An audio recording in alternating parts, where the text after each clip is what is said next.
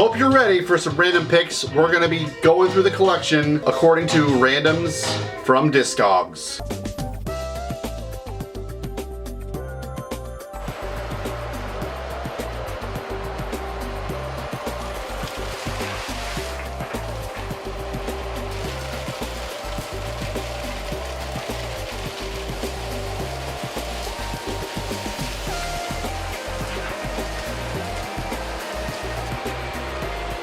Guys, thanks for joining me. If you haven't subscribed yet, please click the subscribe button down below. You're gonna love it. I promise you. What we're playing in the background was chosen randomly by Discogs. Whoa. This is gonna be something. This is Aatrox with their Terrestrials full length. It has been a minute since I played this. Yeah, I used to be into these guys. I'm not trying to knock on this thing. This came out in 2002. This was a Norwegian progressive metal band. Yeah, I don't really remember why I was way into Aatrox. I had a 7-inch of theirs, I believe, way back in the day. That really intrigued me, and I think I just wound up picking up both of their other full lengths after that. Don't really know much about this band. I don't know what they wound up doing with themselves, but this was recorded in Tico Studios, which is like, if you want just perfect, pristine production out of a Finnish band, Tico Studios, bar none. Great stuff.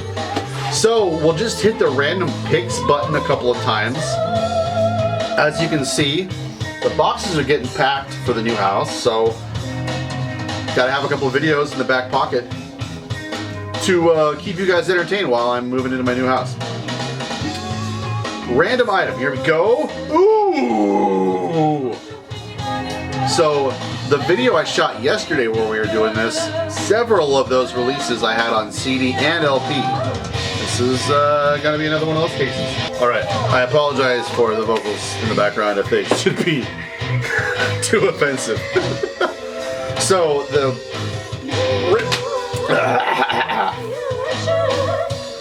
the random pick here, Odium, the Sad Realm of the Stars. So I've had the CD edition. This is originally released on Nocturnal Art Productions back in 98. God, this is such a killer release. So this just kind of fell into obscurity back in the late 90s, kind of on the wings of Emperor and a lot of those Norwegian bands kind of losing interest in the style that bands like Emperor and Limblonic Art championed back in the day. And so Odium also, like, this was out of print until 2 or 3 years ago when Blood Music finally picked this up and put this out again, thankfully. So a lot of people didn't really know about Odium until the last couple of years. On top of them reissuing this on vinyl, and I'm not sure if they did CD as well, but Odium also reunited and played Inferno Fest. And their performance, I think the video is up on YouTube in full, was killer. No insert on here, just black vinyl. So not a lot to look at, but I randomly walked into a record store in Chicago a couple of years ago and found this, and I was like, I didn't even know this was fucking reissued. Holy shit. Yeah, great shit. Emperor, Limblonic Art, all that kind of stuff.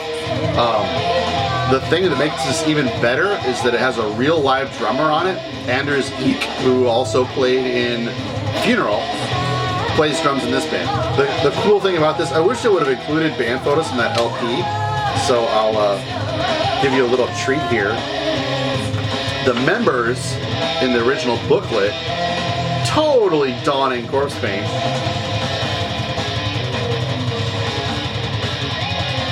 Except for Eek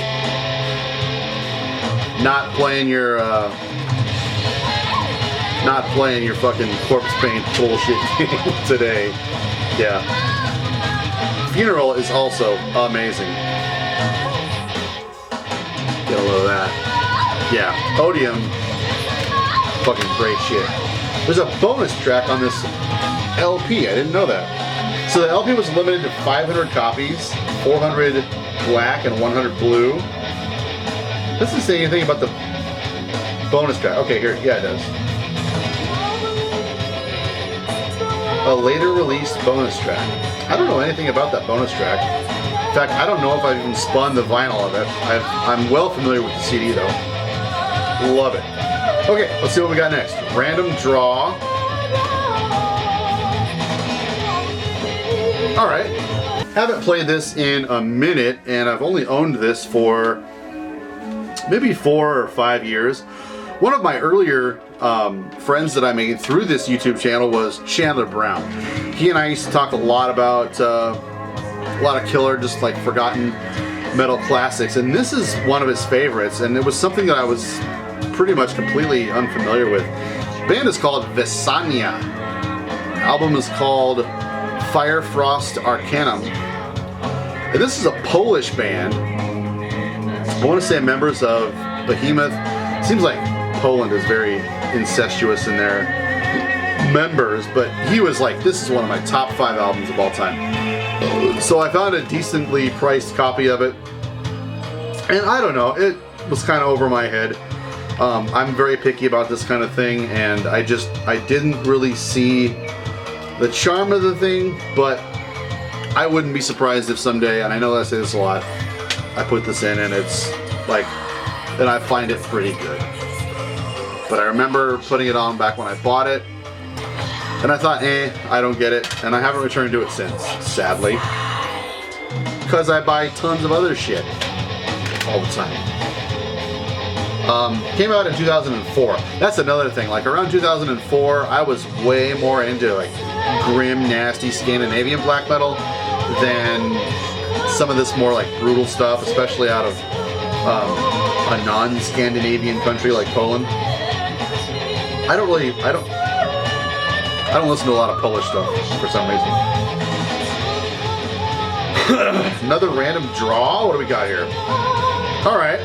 About it, I think one of the things that drew me to Aatrox quite a bit is they kind of work, for me at least back in the day, the same way Third and the Mortal did. So it kind of sounds like to me a continuation of Third and the Mortal. Okay, the random draw here was 324's customized circle, and if you're not aware, this is one of my very favorite just chef's kiss grindcore releases, if ever there was one. Holy shit, this is so perfect. I prefer this to Napalm Death every fucking day of the week. It owes a debt of gratitude for the influence that Napalm Death did impart on this band. They're from Japan. You wouldn't think this was the greatest grindcore release of all time looking at that cover, but I shit you not. This is super intense, killer riffs. Everything about it is just utter steamroll brutality. What it is, in fact, is this 7-inch, this is 324, this has 7 tracks, and this CD is this 7-inch with a couple extra tracks on it. So either one of these you should be able to find for like 20 bucks or under. This came out on HG Fact back in 2001. It's kind of weird that this like randomly picked one of my absolute favorite grindcore albums there ever was. So this is really, really short, super fast songs, no fucking around, no bullshit whatsoever. But man, when this, yeah, just black vinyl on that. When this came out, I was bonkers about this shit.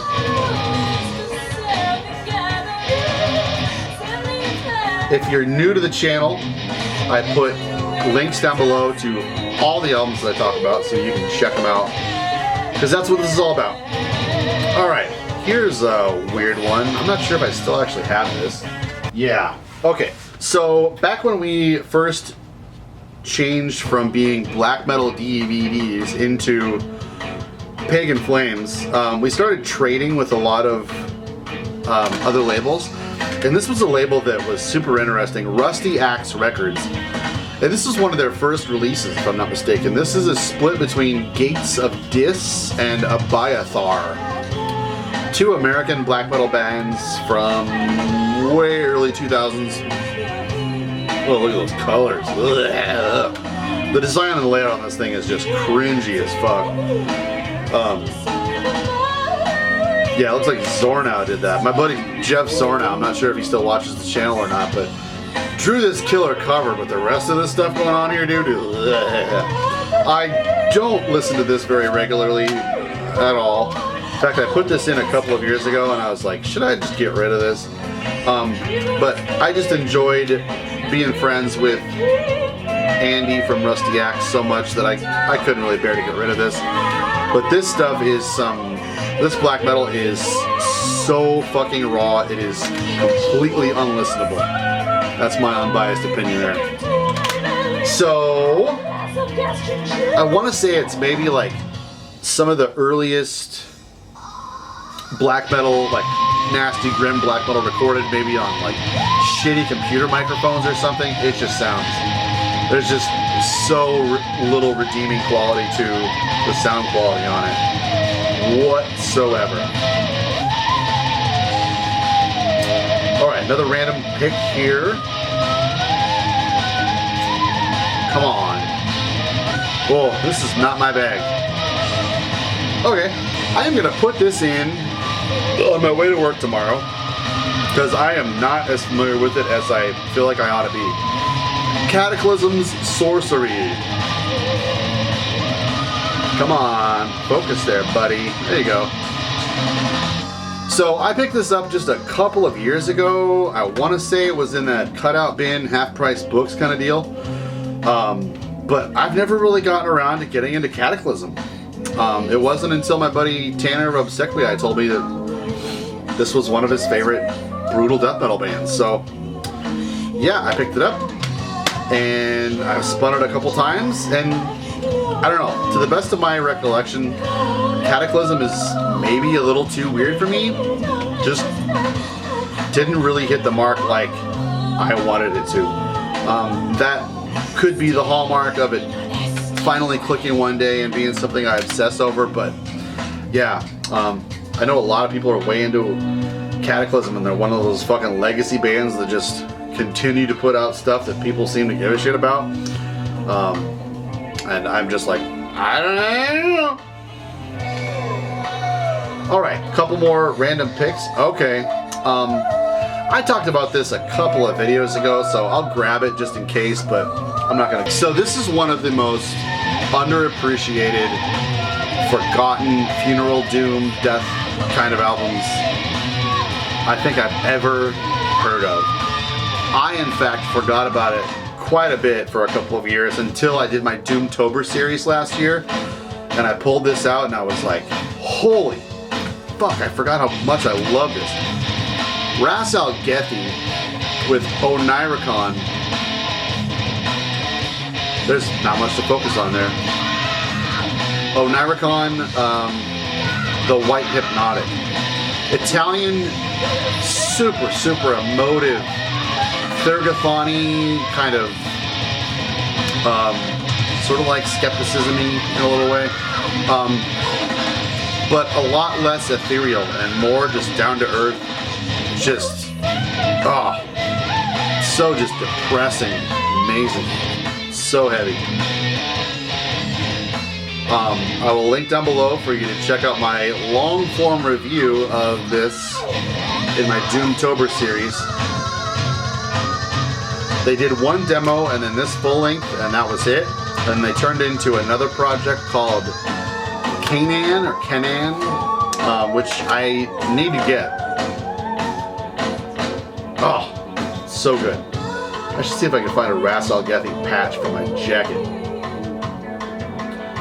Another random item. How about 2 more? Okay. I was reminded that I need to listen to this album more often recently because of the Radical Research Podcast Oxy Plagat's episode, where they talked about how similar that album, Sidereal Journey, is to Diabolical Masquerade's Death's Design. So, kind of weird one for me. Jeff Wagner said this is his favorite Diabolical Masquerade release, and I was kind of shocked. Only because I'm not very familiar with this one. I bought this in a pawn shop for like $2 probably 10 years ago, and I love some Diabolical Masquerade stuff, even especially Nightwork. Shit. So I want to say I kind of checked out on this band before this one came out. So this one kind of came out when it was and missed my radar at the time. This came out in 2001. So yeah, by that time I wasn't into the symphonic stuff, and the fact that this is like a 61 track supposedly movie soundtrack of a movie that doesn't exist really made me not give a shit about this whatsoever. But I've put it in since I bought it and been really impressed with it over the years. It's just not something that I put on very often.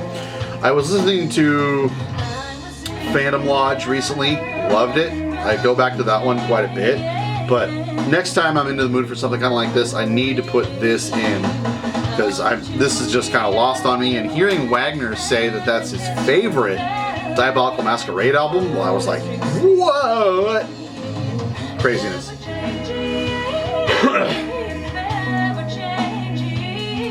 One more random item. Man.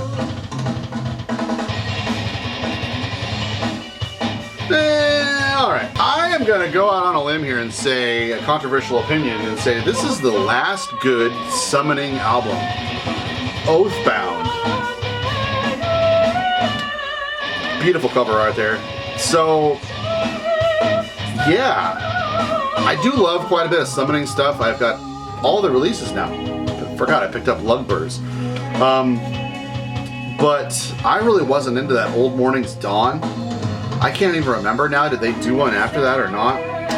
But I just kind of got to a point after this album where I was like, alright, I've got something like 8 or 9 summoning releases and they're fucking great and I've got all I need. I don't need any more summoning. Old Morning's Dawn, just, I don't know, maybe I should go back and check it out again if I'm a little bit more forgiving of it, but it was just cheesy as all fuck, and they tried to get more. It's like, I love what summoning does for me is that they don't try to overstep their bounds and be as realistic as a lot of more theatrical or well-budgeted bands would do. They are able to achieve that kind of stuff by using kind of more cheaper sounding samples and synths and stuff like that, and that's always been their charm, I think, for most people. Am I right? So to hear them kind of finally get a big budget and be able to pull off those huge sounding timpani samples and really kind of illustrate that Tolkien-esque kind of world more realistically than I ever wanted them to, that was just the kind of leaping off point for me. But Oathbound was really, really good. I remember when this came out, it had been a long time since Summoning had put anything out this time. It came out in 2006. Before that, I want to say it was like 4 or 5 years since they had done another one. I'm so gonna be wrong. Okay, Lost Tales. Do I have Lost Tales?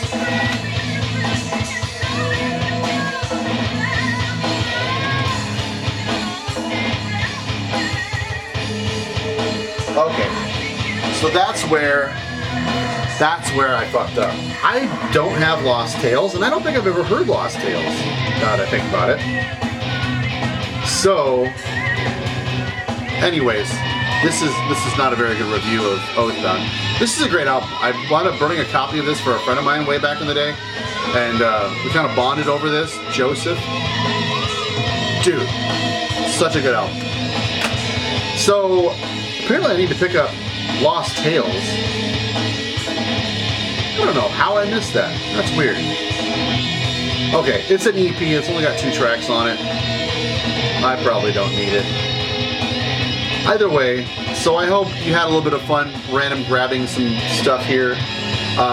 This is always like adds homework to me because it pulls out random stuff that I need to be listening to more often. And like for me in 2021, money's going to be a lot tighter, and I'm looking forward to getting back into my collection, reacquainting myself with some albums that I haven't spun in far too long.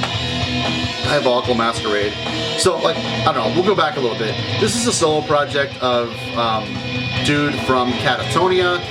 He's done this since like 93, 94, and he's got about 5 albums under his belt, and they're all really, really good. And this is the last one. I think he hung it up after this one.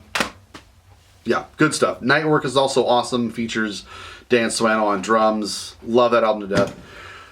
All right, so we've run the course here. So we will see you next time. Thanks for joining me this time, and we'll see you in the future.